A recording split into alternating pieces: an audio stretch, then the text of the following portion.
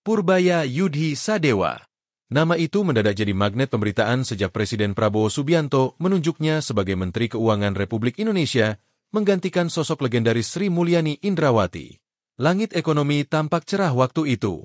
IHSG melonjak, rupiah menguat, dan pasar modal menyambut dengan optimisme yang jarang terlihat setiap kali kabinet baru terbentuk. Bagi publik, Purbaya seolah membawa semangat baru, yakni wajah teknokrat yang ramah kamera, tapi tegas dalam bicara data. Ia cepat jadi figur populer. Aksi jempolnya dalam setiap konferensi pers menjadi ciri identitas yang melekat, tanda percaya diri khas Menkeu Purbaya. Bahkan jempol ini jadi bahan meme sekaligus simbol optimisme baru di kalangan netizen ekonomi. Media menyukainya. Investor memperhatikannya. Rakyat mulai berharap padanya. Ia tampil meyakinkan, menebar keyakinan bahwa masa depan fiskal Indonesia aman di tangannya. Namun, di tengah sorot kamera, muncul satu nada sumbang. Sebuah video viral dari Guru Gembul, sosok peramal sekaligus komentator sosial yang punya ribuan pengikut di YouTube. Dalam videonya, Guru Gembul menyampaikan kalimat yang membuat publik tercengang. Purbaya akan digulingkan. Kalimat yang terdengar seperti ramalan, tapi juga seperti peringatan. Penuh misteri, ambigu, tapi menggugah rasa ingin tahu. Apakah ini sekadar ocehan mistis tanpa dasar? Ataukah cerminan dari kenyataan tersembunyi, bahwa jabatan Purbaya memang sedang berada di tepi jurang kekuasaan yang licin? Untuk memahami bagaimana ramalan itu bisa menemukan arah jeluntrungnya, kita perlu menyusuri dulu jalan panjang seorang Purbaya Yudhi Sadewa. Saya ingin menyampaikan kalau dia memang benar-benar pro rakyat, kalau dia memang benar-benar layak untuk dicintai, maka saya menduga bahwa tahun depan, tahun 2026, dalam rentang waktu antara bulan Juni sampai bulan September, beliau akan digulingkan dengan cara yang sedikit menyakitkan di tengah kepungan masyarakat yang sedang demo habis-habisan, mungkin di Jakarta. Ia bukan nama baru di dunia ekonomi, tapi juga bukan tipikal pejabat yang lahir dari birokrasi kaku. Purbaya lahir 7 Juli 1964 di Bogor, Jawa Barat, di masa ketika Indonesia sedang sibuk mencari keseimbangan antara pembangunan dan stabilitas. Latar belakang pendidikannya unik, seperti jalur silang antara logika dan intuisi. S1 Teknik Elektro di ITB, lalu berbelok haluan ke dunia ekonomi.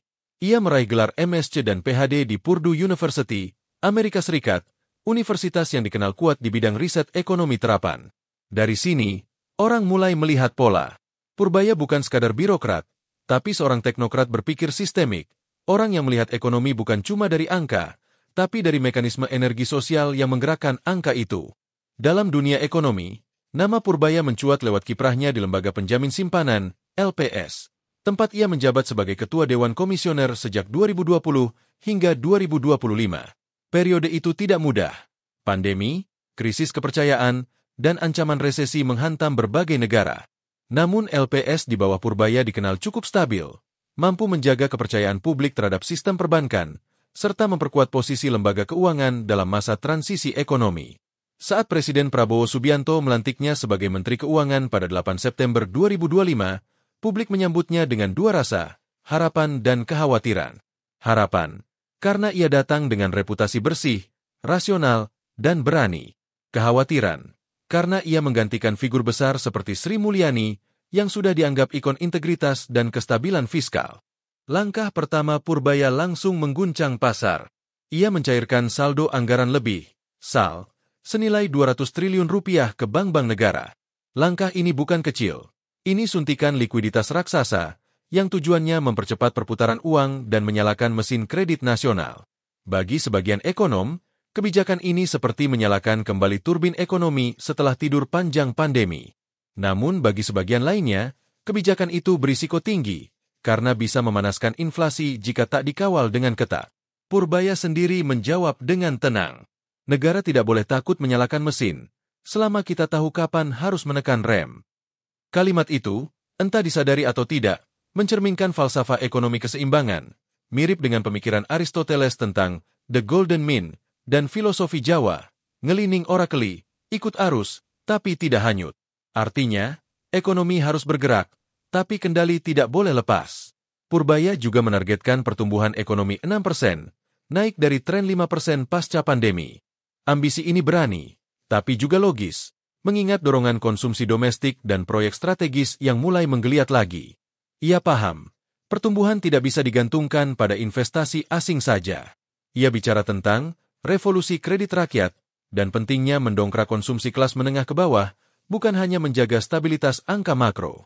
Namun di balik keberanian itu, ada risiko besar. Setiap kebijakan ekonomi ibarat meniti tali di atas jurang. Sedikit goyah, sedikit salah membaca momentum, dan seluruh kepercayaan bisa ambruk. Apalagi Purbaya kini membawa beban ganda, menghidupkan mesin ekonomi sambil menjaga kepercayaan pasar yang masih berduka ditinggal Sri Mulyani. Dan disitulah letak menariknya. Ramalan Guru Gembul, bahwa Purbaya akan digulingkan, tiba-tiba terasa punya konteks sosial ekonomi yang nyata. Bukan karena mistik atau metafisika, tapi karena politik fiskal memang selalu punya dimensi tak terlihat. Perang kepentingan, tarikan antar elit, dan jebakan ekspektasi publik yang terlalu tinggi. Sebelum Purbaya melangkah, bayang-bayang kebijakan efisiensi sudah menanti dari masa lalu. Pemangkasan TKD bukan hal baru. Ia telah dirancang sejak Sri Mulyani melalui PMK efisiensi, dan kini menjadi salah satu ujian berat bagi sang pengganti. Langkah kontroversial yang sering dikaitkan dengan Purbaya, pemangkasan TKD transfer ke daerah, sebenarnya bukan murni gagasan baru dari dirinya. Ia mewarisi beban kebijakan efisiensi anggaran yang telah dirintis sebelumnya oleh Sri Mulyani dalam kerangka penataan APBN. Pada tahun 2025, sebagai bagian dari upaya efisiensi belanja negara, Sri Mulyani membuka opsi pemangkasan transfer dana ke daerah lewat PMK 57/2025 yang mencantumkan bahwa TKD untuk infrastruktur, TKD yang belum dirinci, dan TKD yang tak berada di fungsi dasar, pendidikan, kesehatan, bisa diefisiensi. Menurut Sri Mulyani, dana TKD yang dipangkas sebagian akan dialihkan ke belanja pusat, namun yang dinikmati tetap daerah. Jadi sebenarnya, Purbaya bukan mulai dari nol saat menghadapi kontroversi TKD, ia memasuki arena yang sudah syarat perdebatan. Yang berubah adalah intensitas, konteks, dan tekanan politiknya sekarang menjadi lebih tajam.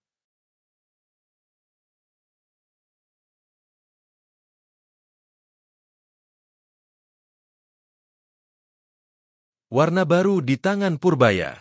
Ia harus memutuskan apakah akan melanjutkan kebijakan efisiensi itu atau merevisi. Penolakan dari daerah dan organisasi seperti APPSI sudah muncul kuat, jadi risiko politisnya besar. Purbaya menyatakan akan mengkaji kembali alokasi TKD di kuartal 2 2026 dan menyesuaikan jika kondisi ekonomi membaik. Pemangkasan TKD adalah simbol konflik fiskal terselubung antara pusat dan daerah, mempertanyakan seberapa jauh desentralisasi tetap hidup bila pusat punya hak prerogatif untuk memangkas hak fiskal daerah. Dalam konteks ramalan, kebijakan TKD menjadi titik lemah yang bisa dipakai sebagai katalis bagi prediksi, pembalikan kekuasaan, atau gulingkan menteri. Frasa itu memang ngeri di telinga. Pembalikan kekuasaan, atau gulingkan menteri, bukan cuma retorika. Ada harga nyata yang harus dibayar, bukan hanya oleh sang menteri, tapi oleh ekonomi, politik, dan rakyat. Ketika kursi Menkeu goyah karena tekanan politik, pasar bereaksi cepat, rupiah bergejolak, IHSG turun, obligasi negara perlu premium risiko lebih tinggi. Reaksi ini langsung memicu biaya pinjaman yang naik dan investasi asing yang mengendur. Efeknya pada APBN dan pertumbuhan bisa langsung terasa. Secara umum ini relevan saat ada gejolak kebijakan. Lihat konteks kebijakan Purbaya terkait 200 triliun rupiah ke Himbara. Selain kepercayaan pasar investor runtuh, resiko berikutnya adalah paralisis kebijakan fiskal. Krisis politik memaksa pemerintah fokus pada stabilitas kursi, bukan eksekusi program. Rencana belanja produktif tertunda, pencairan proyek berhenti, program prioritas terpaksa direvisi. Di saat ekonomi butuh kepastian untuk memacu kredit dan investasi, kekosongan kepemimpinan atau pergantian mendadak akan memperlambat semuanya. Berikutnya, ketegangan pusat daerah meningkat. Isu TKD, transfer ke daerah, sudah sensitif. Penyesuaian yang terasa sebagai pemotongan menyebabkan gubernur provinsi turun tangan, audiensi atau protes masif, dan potensi konflik politik yang melebar. Bila menteri digulingkan akibat tekanan daerah, itu bisa memicu klaim kembalinya kekuasaan fiskal ke daerah dalam cara yang tidak terencana, yang menimbulkan ketidakharmonisan kebijakan nasional. Nah, dari sini terlihat peristiwa protes gubernur baru-baru ini ketemu titik relevansinya. Munculnya celah untuk praktik oportunistik, korupsi politik transaksional. Guncangan dan pergantian cepat membuka ruang bagi aktor-aktor yang mencari keuntungan jangka pendek. Alokasi anggaran bisa dialihkan, proyek bisa diutak-atik, atau deal politik untuk menopang menteri baru bisa terjadi. Ketidakstabilan seringkali memperbesar risiko governance failure. Berikutnya, dampak sosial langsung. Pemangkasan TKD atau perubahan skema transfer yang tidak terkomunikasi baik bisa memengaruhi layanan dasar, infrastruktur, kesehatan, pendidikan, jika daerah kewalahan menyesuaikan.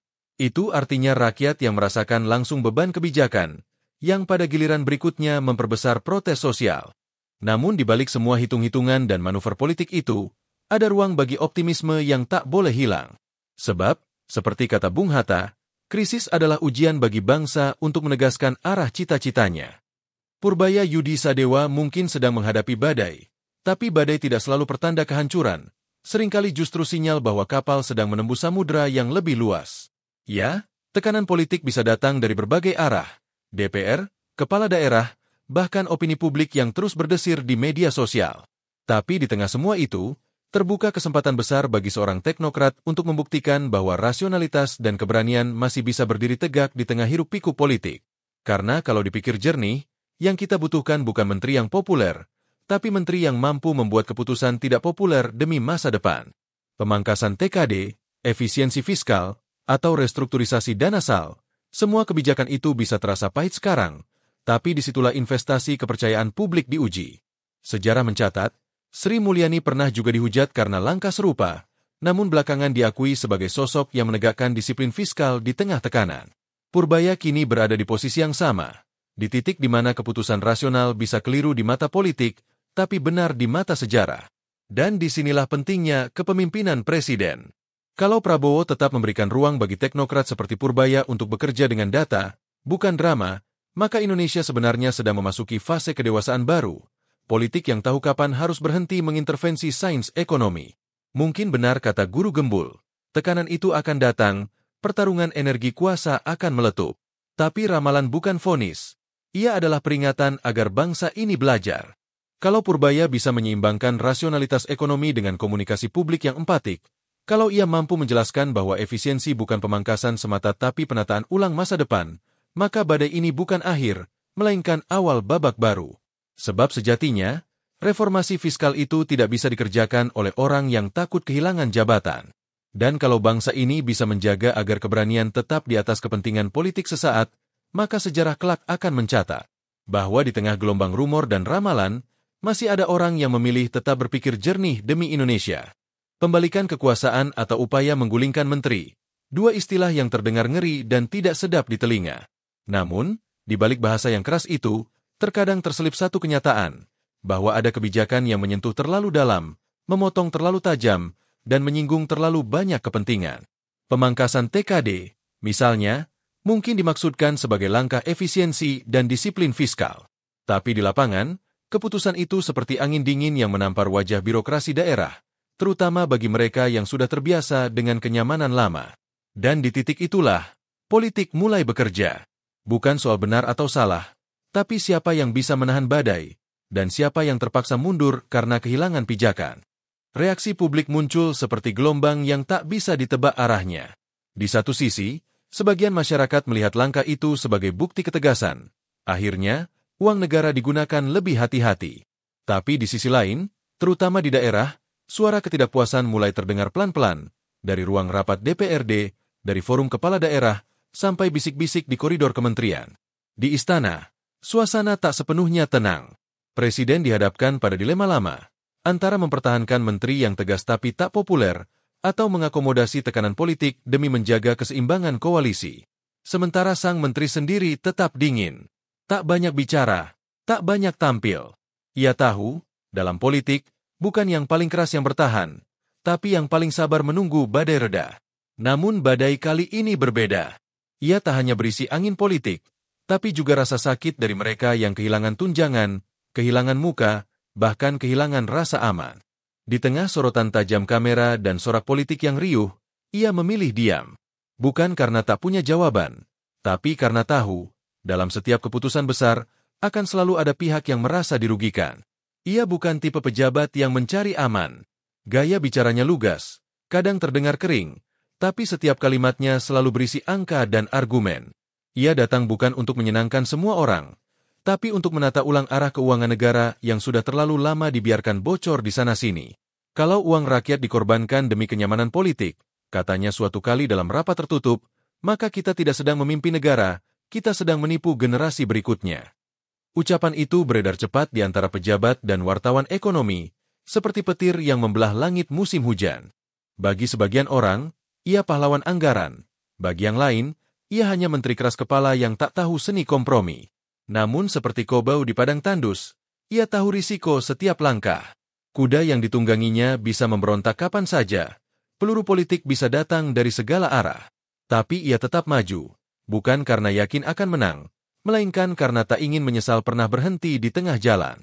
Di malam-malam sepi, mungkin ia sadar, bukan angka, bukan APBN, yang paling sulit diatur, tapi hati manusia yang selalu ingin merasa aman.